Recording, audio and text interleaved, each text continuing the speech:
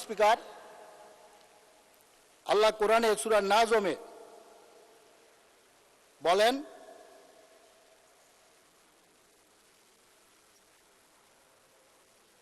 মানুষের জন্য তাই রয়েছে যার জন্য সে চেষ্টা করে। সূরা নাজমের 53 নম্বর আয়াতে যে কথাটি বলেছেন বিষয়টি এমন নয়। মাননীয় স্পিকার, 2026-27 বাজেট অধিবেশনে আমাদের অর্থমন্ত্রী সাহেব যে সফল একটা বাজেট দিয়েছেন, একটা বিষয় আমরা এখনো অনেকে চিন্তা করি, অনেকে করছি না, যার কারণে সমালোচনা কোন দিক থেকে শুরু হবে সেটা অনেকে বুঝে উঠতে পারছি না। আর সেটি হচ্ছে কি, মাত্র 4 মাসের একটা সরকারকে আমরা দেখলাম কি প্রায় 9 লক্ষ কোটি টাকার একটি বাজেট এই মহাসংসদে বাংলাদেশের মানুষের ভাগ্য উন্নয়নের জন্য উপস্থাপন করা হয়েছে। প্রতি সপ্তাহে সর্বোচ্চবার বিকাশ পেমেন্টে 50 জন হবেন পেমেন্ট চ্যাম্পিয়ন। জিতে নিন টিভি সহ আকর্ষণীয় সব প্রাইজ। মাননীয় স্পিকার,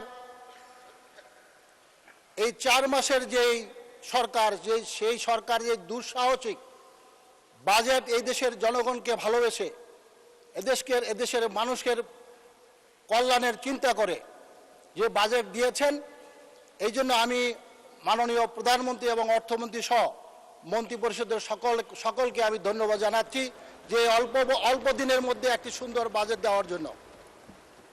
মাননীয় স্পিকার, আমি কয়েকদিন আগে আমি আমার বাড়িতে গিয়েছিলাম। আমার কাছে দুজন বৃদ্ধ মা আসলেন, এক বৃদ্ধ মা এবং তার এক মেয়ে নিয়ে আসলেন। আমি জিজ্ঞেস করলাম যে মা, আপনি কেন আসলেন? তখন বৃদ্ধ মা আমাকে বললেন যে বাবা, তিনি কেঁদে কেঁদে বলছেন যে বাবা, আমি শুনেছি তোমাদের এই সরকার, তোমরা ফ্যামিলি কার্ড দিবে। আমার একটা মেয়ে আছে, সে মেয়েটা পঙ্গু, প্যারালাইজড, সে বিছনা থেকে উঠতে পারে না। প্রতি সপ্তাহে সর্বোচ্চবার বিকাশ পেমেন্টে 50 জন হবেন পেমেন্ট চ্যাম্পিয়ন। জিতে নিন টিভি সহ আকর্ষণীয় সব প্রাইজ। তার জন্য কি একটা ফ্যামিলি কার্ড দেওয়ার ব্যবস্থা করা যাবে বাবা? তখন আমি আমার সেই বৃদ্ধ মায়ের দিকে তাকিয়ে থাকলাম আর ভাবলাম যে মাননীয় প্রধানমন্ত্রী নির্বাচনের আগে এই অসহায় অসতিপর এই বৃদ্ধ মায়ের কথা চিন্তা করেই তিনি এই দেশের এই অসহায় মহিলাদের জন্য, তিনি বৃদ্ধ মায়ের জন্য তিনি ফ্যামিলি কার্ডের ব্যবস্থা করেছেন।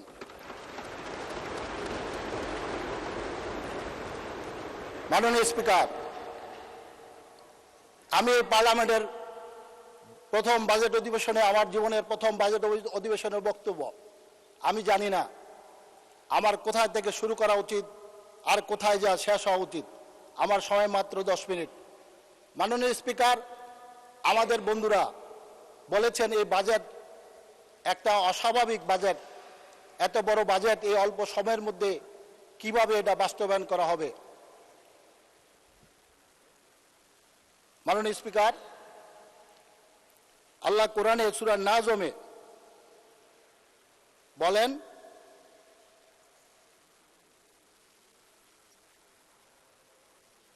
মানুষের জন্য তাই রয়েছে যার জন্য সে চেষ্টা করে, আর তার সেই চেষ্টা অবশ্যই দেখা হবে। সূরা নাজম আয়াত নম্বর 53,